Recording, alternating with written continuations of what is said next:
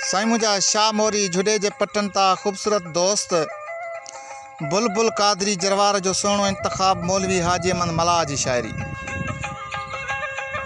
गुल हुजन गुलज़ार में गॾु पाण थथ में हुजे, बाग़ में बूंदूं वसन तो साण थथ में हुजे।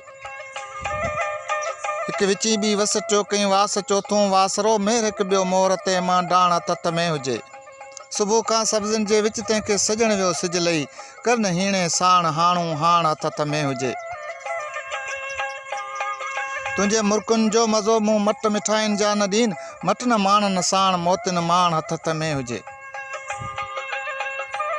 मींहुं मंडियो मुंहुं लिकाए न महल में तूं महल, छोड़ छतड़ा छॾ खणी छिकताण हथ में हुजे।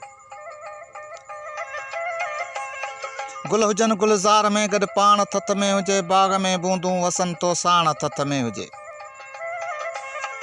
हथ में मोती मोतियो गुल मौत पोइ कुल मुल्क लहे, मथिए रस्तनि मथे रत छाण थथ में हुजे। वार छोड़े तूं वें विले ते वियां आऊं वाह हेठि, पियो वठां साम्हूं सुगंध सुराण थथ में हुजे। सिज न्यारे जी नीलोफर चंड पूॼे जीअं चकूर, रूबरू वेठो करियां वाखाण थथ में हुजे।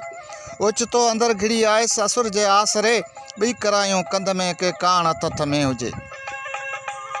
मुंहिंजे ॻोल्हण में मां मुंझ तूं मझ में मैशर महल, आए अहमद जो उते ओञाण थथ में हुजे। गुल हुजन गुलज़ार में गॾु पाण थथ में हुजे, बाग़ में बूंदूं वसन तो साण थथ में हुजे।